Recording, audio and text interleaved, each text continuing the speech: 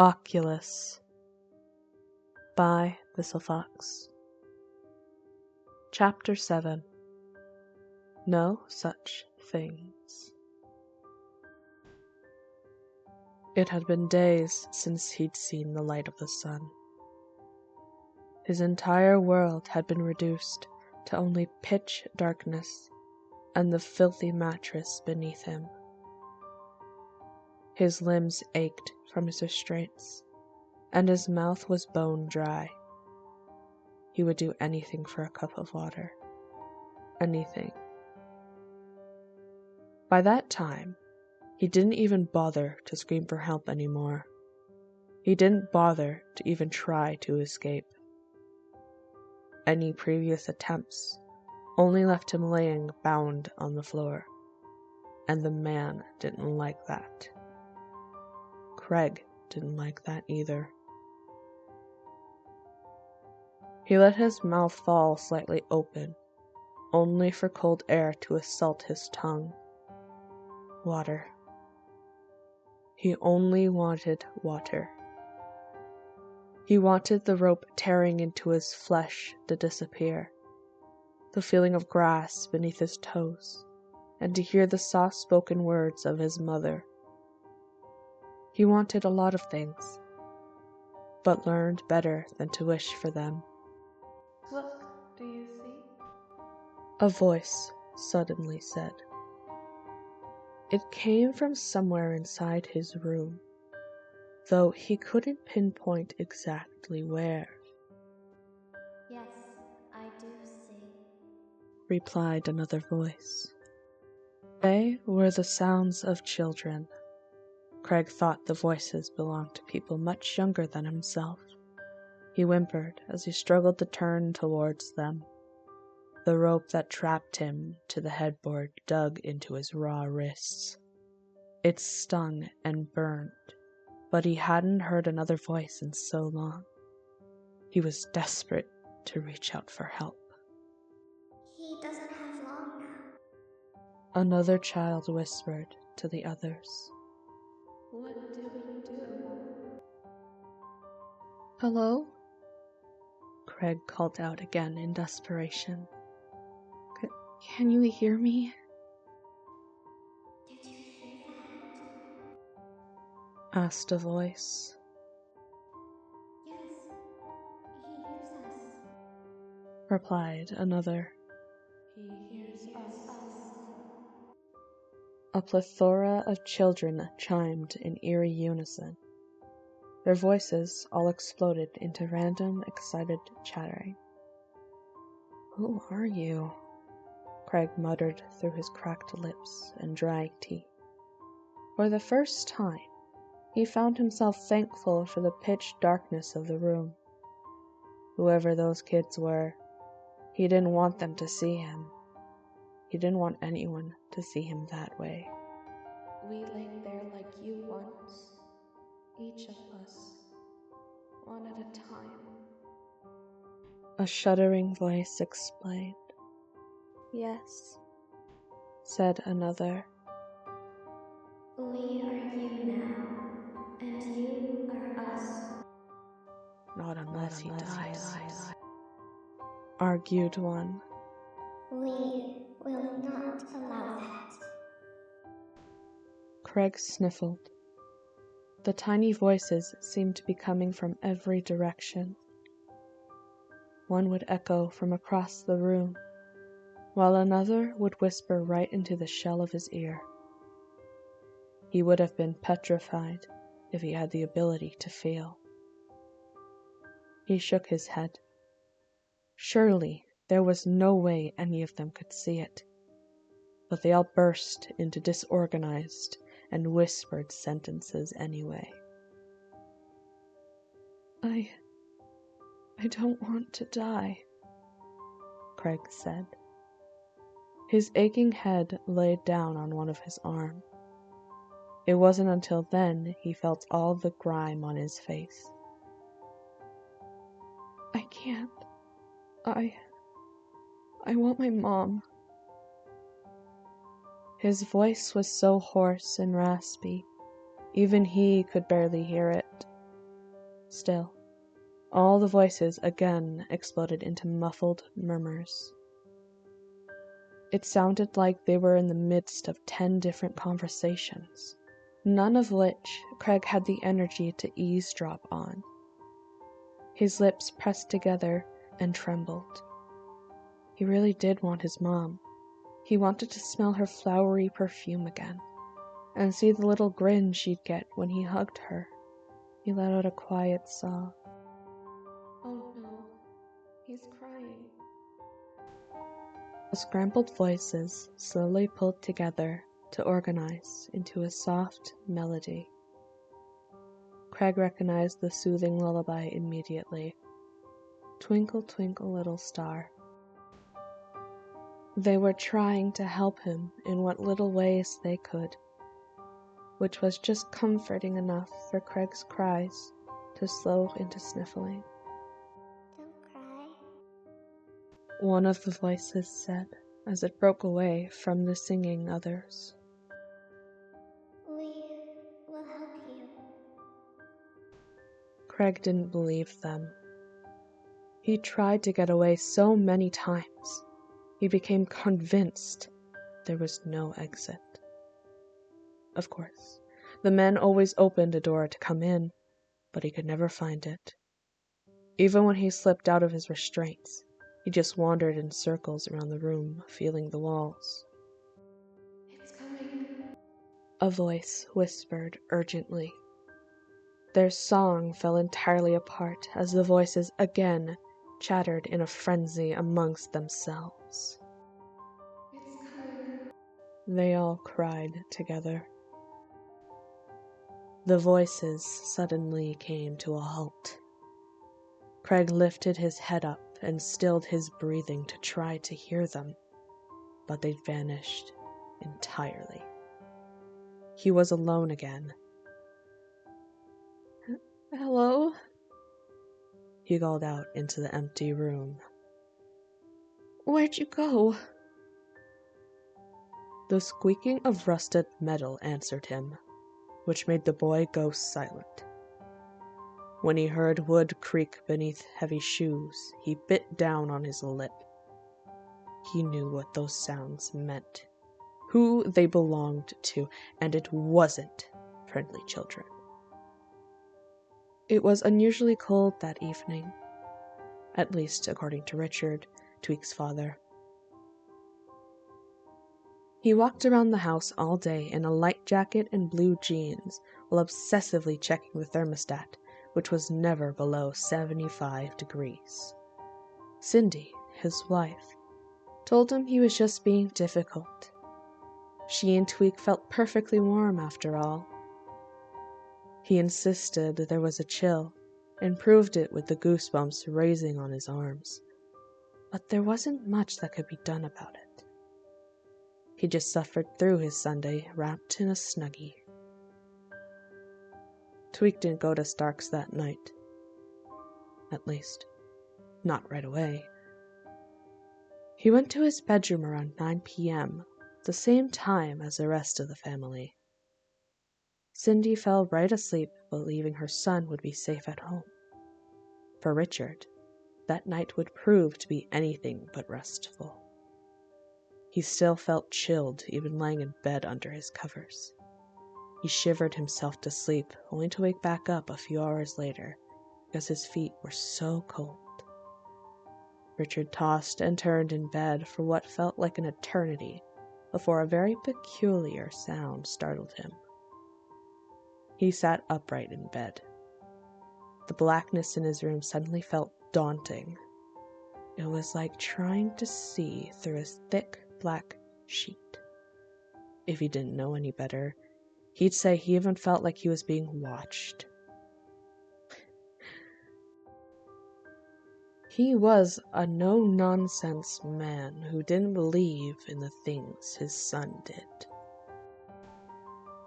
Ghosts were just as responsible for bumps in the night as the tooth fairy was for change under pillows. Still, loud shuffling and gurgling pierced the quiet of the room. They were disgusting sounds, and they were coming from right outside his bedroom door. He slipped quietly out of bed and grabbed the golf club he kept behind his nightstand. The sounds continued, though they were accompanied by quiet muttering and burbling he couldn't decipher. He slowly approached his door, but didn't want to alert the intruder of his presence quite yet. Instead, he squatted down in front of his doorknob and tried to peek out the keyhole. The kitchen light had been left on, which allowed a dim glow to fill the living room. However, when he pressed his face up against the lock to peek out, he only saw a cavern of black. It was like peering into a pool of tar. He rolled up his nose at the rancid smell that came along with it. It was only comparable to wet earth and rotting roadkill. The odor was so intense it made his eyes water. He pulled back to blink the water away, then made one last effort to see out of the hole. To his confusion, he was met with the sight of his living room. The light in the kitchen was indeed still on, which allowed him a good view of everything outside. Everything including the small person huddled in a ball in front of the couch. It was small enough to startle Richard into dropping his golf club. His intruder was a child. A filthy-looking child. It rocked back and forth while clutching its knees. He heard slow and garbled gurgling sounds, which, just like the noises, had awoke him from his sleep, though they didn't sound as near. The child's head tipped back, which revealed the blood-caked shirt it was wrapped in. In a panic, Richard made for the doorknob. The moment it came open, the child had vanished, but heavy footsteps slammed up the staircase. He anxiously trotted up the stairs after it, following a slimy path of grime it left behind in its footprints. It was standing in the middle of the hall, staring into Tweak's open door as it rocked back and forth on its heels.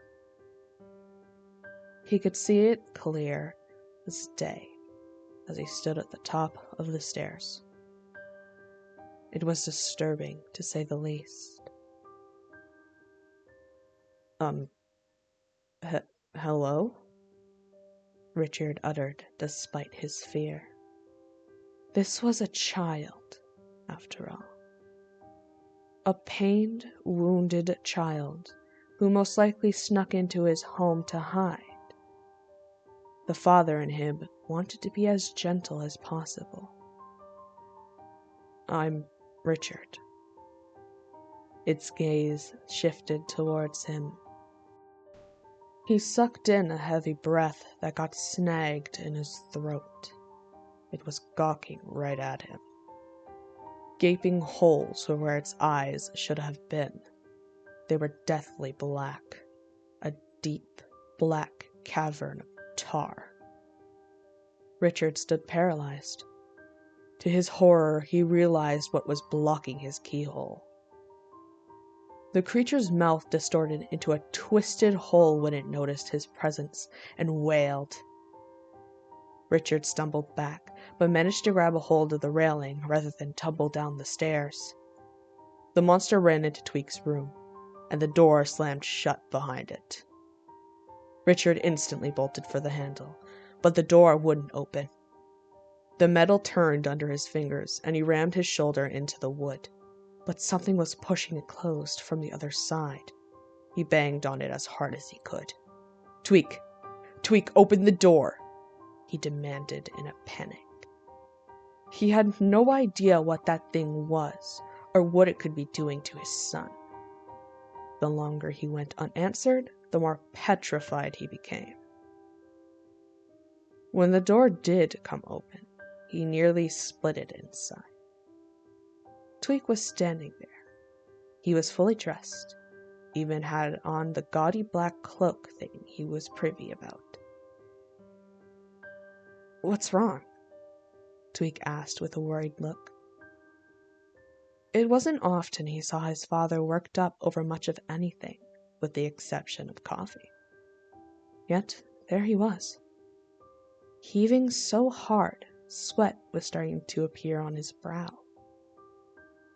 His father stepped back into the hallway before running his hands over his face. He didn't dare tell Tweak what he'd just seen. Oh,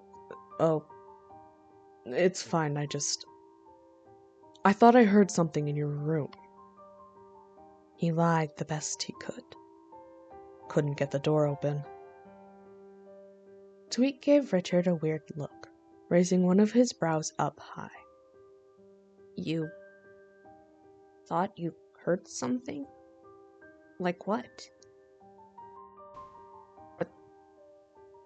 It's not important."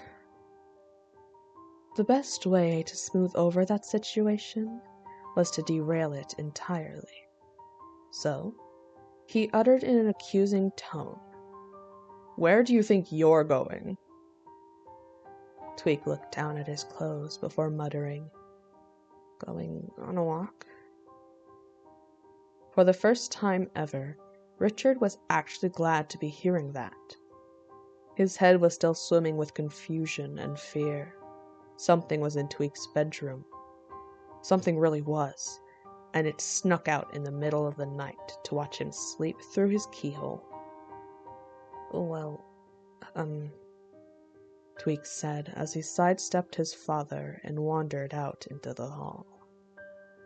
"I guess I'll be going now."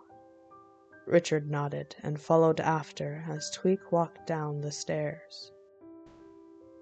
As that sleeved coat wafted behind his son's tall frame, Richard couldn't help but second-guess everything he'd known. Everything he tried to convince Tweak of for all those years. "No, Richard. Ghosts aren't real. You are an adult. You know that." Then what had he seen? A cold breeze poured into the living room when Tweak opened the front door. He turned back to his father before giving him a small nod goodbye. Richard returned the gesture. "I'll be back before morning. Probably," Tweak said as he played with the red bandana in his pocket. Don't wait up." He loathed hearing those words. He loathed having no idea where his own son was going or when he'd be home. His own teenage son. But what else was a father to do?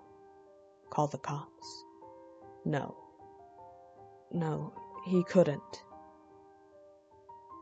He frowned when the door was shut behind Tweak, and he stood there for a short while just thinking to himself.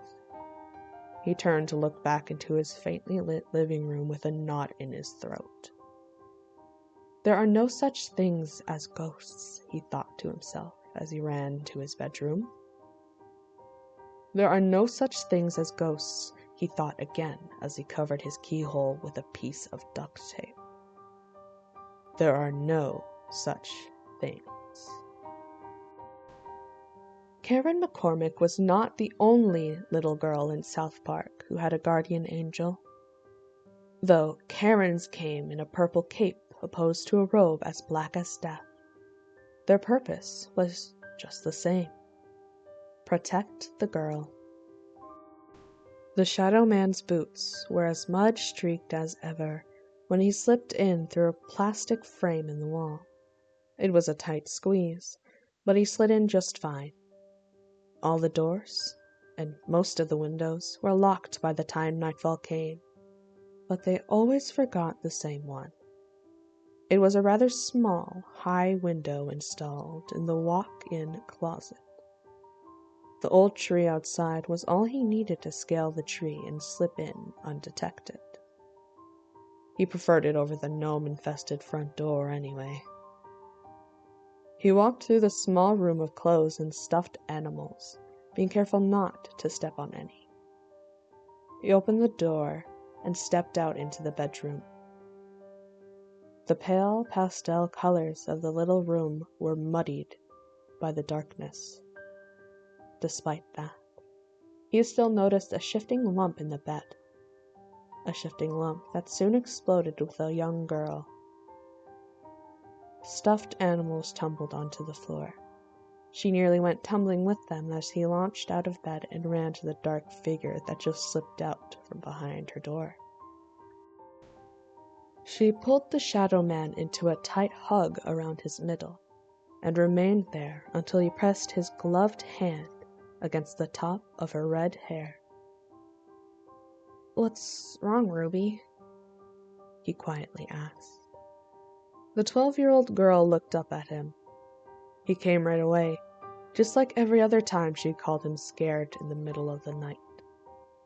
In fact, she had no idea the lengths he went to be there. She pressed her face back into the black cloth and squeezed him even tighter. He almost always showed up in these robes. I think there's a ghost in my room," she replied with a quiver in her voice. Tweak frowned and then slowly nodded. "What makes you think that?" "Something keeps scratching at my window," she uttered in terror. The girl pulled back to point her finger towards the sounds. "and I think I heard a voice." Tweak suddenly tipped his head to the side when he realized that situation was a familiar one. He remembered his own deep-seated fears as a child. He also remembered how there was no one there to believe him, how he was told to stop making up stories. He would believe Ruby. He would explore all her little ghosts, real or imaginary. "Okay, go get to bed, and me and Craig will check it out," he replied calmly. She did just as he asked of her. She let go and ran to her bed. What remained of her stuffed animals bounced as she jumped in it and pulled her covers back up over herself. Ruby watched from the warmth of her comforter while the cloaked figure in the middle of her bedroom turned and ghosted towards the window. As Tweak approached the draperies, he didn't sense any spectral presence. At least, none he hadn't before. The drapes were pulled out as he peeked through, but there was nothing to be seen. Nothing but a few long crooked twigs of a tree scraping along the window's glass. He opened it before reaching outside to break away the sticks. Craig tried to help him too. A couple stray little arms reached out into the dark alongside him, but they weren't much help. Rather than being of any assistance, they just swayed in the breeze, making grabby hands. Tweak smiled at the boy standing beside him when he finished his job. Craig's little fingers continued to blindly grab for tree branches, about a foot away from where they even were. Tweak reached out and gathered up 3 arms that slipped outside, before pulling them back in and shutting the breeze out. No more scratchy sounds. He figured the whispering noises she heard were just the breeze whistling in through a gap in the window sill. So he slipped a piece of paper underneath it to try to fix that problem, too. He turned to the little girl hiding in her bed. "No ghosts. Just a few tree branches," he uttered before walking towards her. Craig stiffly waddled after the sound of Tweak's footsteps. He was still making grabby hands, though it was at the hood of Tweak's cloak this time. Ruby sighed loudly in relief before she sat up in bed. It became obvious by the blush on her cheeks how embarrassed she was, though. She called terrified in the middle of the night over an unruly tree, of all things. Sorry for making you come all this way, she muttered while twirling a lock of her hair. He shook his head before sitting down at the edge of her bed. He blended so well into the darkness of her room, she could almost mistake him for a ghost. "It's what I'm here for," Tweak finally replied. Craig's arms curiously crept around Ruby's bed, feeling her stuffed animals and getting tangled up in her iron footboard. She didn't notice any of this, and Tweak pretended like he didn't either. Can I have one more favor? She asked the dark form sitting at the edge of her mattress. Of course, Tweak replied, his scratchy voice piercing through the dark between them, which was comforting for Ruby. Can you stay here until I fall asleep? A small smile crept onto Tweak's face, though Ruby couldn't see it from under his bandana. The figure nodded, and Ruby settled a little better into her pillow. All was silent for a while. She laid there with her eyes closed and took comfort in the weight on the foot of her mattress. She didn't have any reason to be afraid anymore. When Tweak was with her, she felt invincible. It was almost like she'd tamed a creature other children went to bed fearing.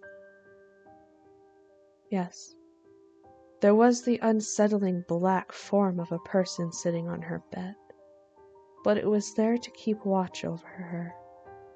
Tweak and Craig would always watch over her. Craig. She looked down at her fingers as she played with them in thought. Hey, Tweak. After moments passed with no answer, she decided to continue. Can I ask you about my brother? Tweak blinked at the request. It hadn't been the first time she asked that. In fact, they talked about Craig quite a lot. The things he did when he was alive, the way he talked, the way he played, how much he loved her. Despite that, she was careful to never talk about after he went away. Understandably, the subject was just a taboo in the Tucker household, as it was in the Tweaks. Ruby was brought up knowing better than to say anything to make her mom cry or her father get upset. That tense feeling spilled over to Tweak. Sometimes, she'd eavesdrop on those conversations between himself and her mother, but she'd never ask herself. I still don't remember a whole lot about him, she admitted weakly while shaking her head. Her pigtails were let down for bed, so her long hair swayed with the gesture. I know his face, and a few times we'd play together, but I can't remember him like everyone else can. I just remember when he went away. Tweak turned away to look at the shadows dancing along the wall from the tree outside. Well, you were only 7, Tweak replied. It's natural you wouldn't remember much from when you were little. I guess so. She replied. But it doesn't feel right. It's like there's a piece of me missing. Tweak knew that feeling all too well. I just wish I could see him like you can, she admitted after letting out a thick breath she'd been holding. I want to see him again and talk to him.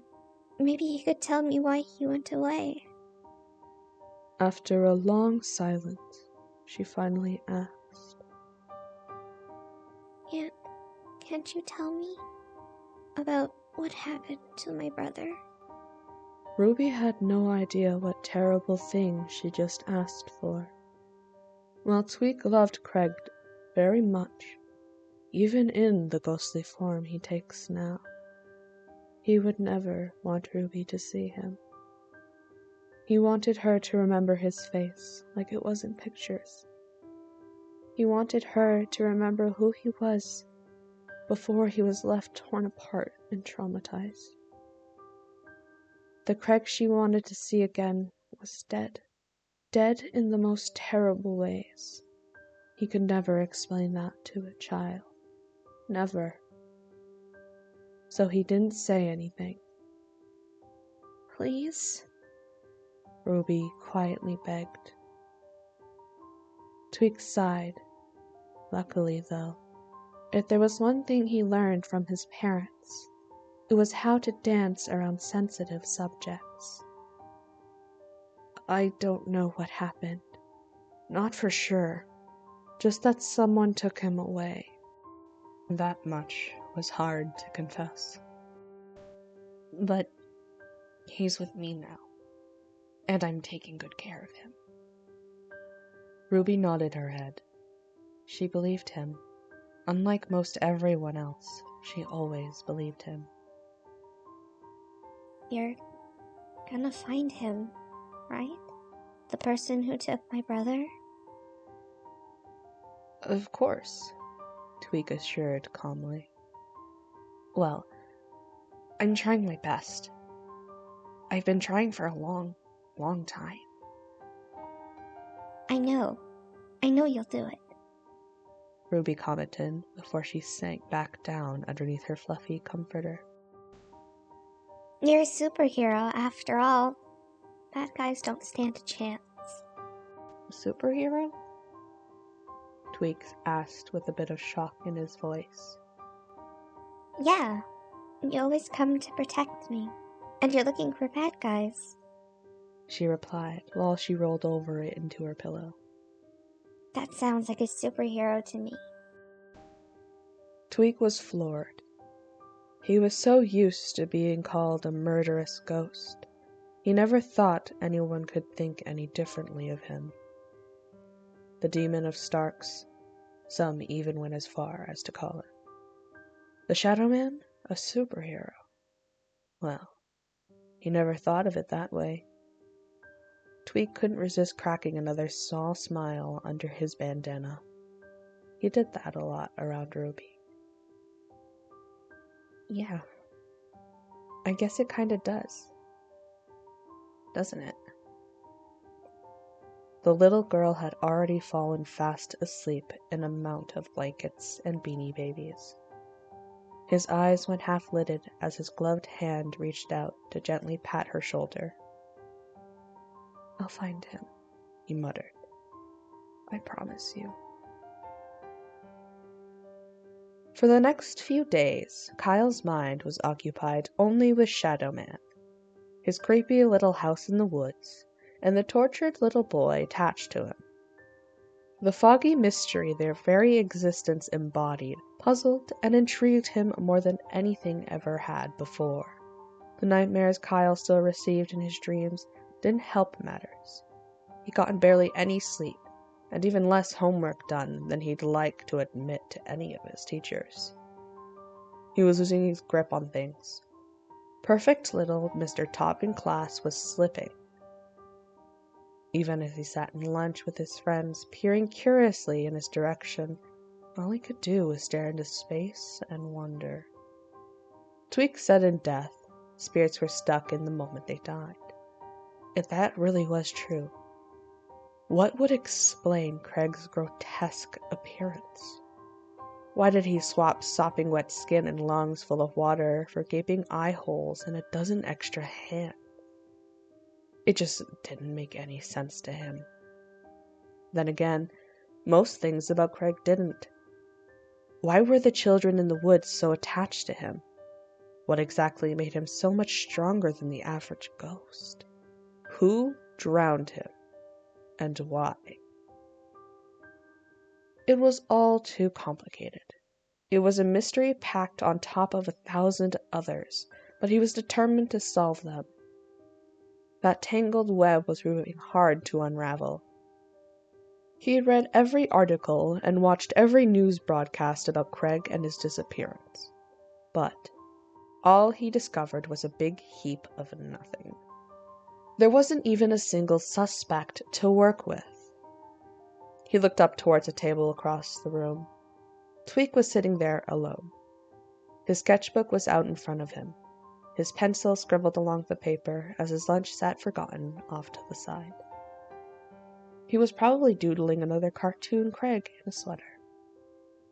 Kyle couldn't imagine what it must have felt like to be Tweak in all that mess. "He looks lonely, doesn't he?" Butters asked, which snapped Kyle out of his trance. "He sits there by himself all the time. I think it's kinda sad." Kyle nodded in agreement, but another member of their group wasn't quite as kind.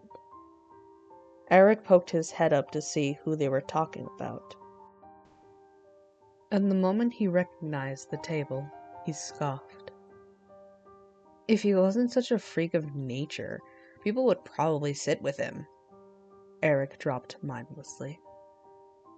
"Hey, don't talk about him like that," Kyle snapped with his arms crossing. "Just because someone sits by themselves doesn't mean something's wrong with them." "Oh, dude, I know for a fact something is wrong with him. Okay, so this one time in middle school, I was just going about my own business in the hall. Like usual," Eric sputtered. Kyle rolled his eyes. This was far from the first time he heard that exaggerated tale. He already knew where it was going before Cartman could even begin. "It was fine. Usual day. Then I heard Tweak screaming. Dude, he was freaking out on Clyde. Freaking out. It looked like he was about to punch him. So Clyde pushed him away.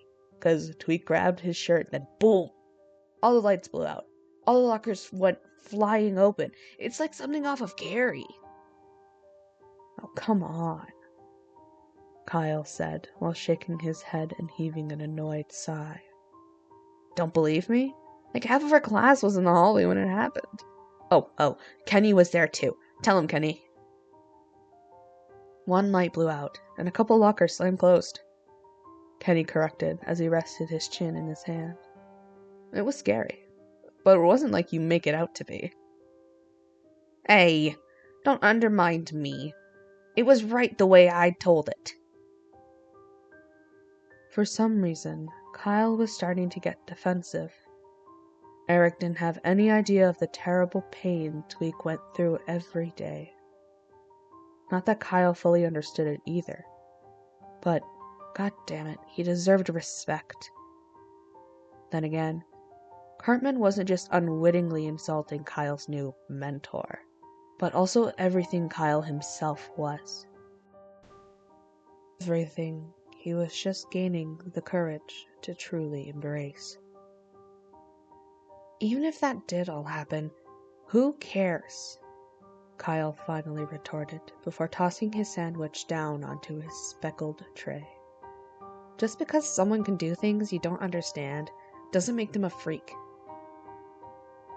Cartman raised his hands in startled defense. "Wow, chill out. I just told a story. It's no reason to get all pissy." This only proved to further anger Kyle. He stood up from his chair, which let out a loud whine against the tile floor. His tray was snatched up off the table and into his hands before blurting, "Tweak isn't dangerous, and I'm gonna prove it." Everyone watched in baffled silence as Kyle made off towards the lonely table across the lunchroom. "Wow," Kenny shouted before running after him. "Wow, Kai. Thinking out what you're doing. Just because Tweak won't Darth Vader choke you doesn't mean he wants you hanging around his table. The guy's a grouch." "I know he's a grouch," Kyle quickly replied. "But he's not what everyone says. He's not some psychotic freak." "And how are you so sure?" Kenny asked with a raised brow. "We're friends." Kind of. he muttered in anxious reply. Since when? Kyle didn't say anything as he walked past tables packed with other students, some casually watching him go, while others didn't seem to pay any mind at all. At least, not until his tray hit the top of Tweak's table, and the twitchy blonde jumped with a strangled sound. He looked up from his sketchbook laid out in front of him. He was in the relaxing process of designing another sweater when the sharp sound snapped him back into reality. His eyes were wide and petrified as he looked up at the person standing from across the tabletop. Tweak blinked and anxiously licked his lips. Kyle, what are you doing? He questioned. I'm sitting with you. Sorry, Kenny followed me. Tweak's eyes slid up Kenny's form. He flipped his sketchbook closed and set his pencil down on top of it. Straightening his jacket, he leaned forward to pick his sandwich back up from his bag. Kyle standing at the edge of the table almost didn't feel real. It was his middle school years since anyone just popped in for a table visit. So, he was a bit spooked by the break in routine. Listen, thanks, but you can't sit here. Kyle's face visibly fell. Well, why not? Kyle grew a bit sad at Tweak's rejection. He hadn't expected to get brushed off quite so quickly. Not after all they'd talk about in the woods that night. Tweak's eyes slowly scanned the room to note all of the people silently watching. He knew those stares all too well. It's not good for you. If you sit with me, they'll treat you like me. Tweak replied, and his then trembling fingers replaced his sandwich with a coffee thermos. He was so anxious, he just kept putting down and picking up different things to give the illusion of being busy. But he didn't take a huge gulp from the bright and colorful container. I don't care how they treat me, Kyle replied, which took Tweak off guard. You shouldn't be confined to this table alone just because they can't understand you. Tweak blinked. He really didn't expect anything less from his new little leech. Tweak could fuss and argue all he wanted to, but Kyle always seemed to get his way, just like out in the woods. He was a pest who didn't take no for an answer, though he was slowly becoming a welcomed annoyance. He was comparable to one of those really ugly dogs that slowly started looking less and less ugly the longer he stared at it. Alright, was all Tweak could blur out in response.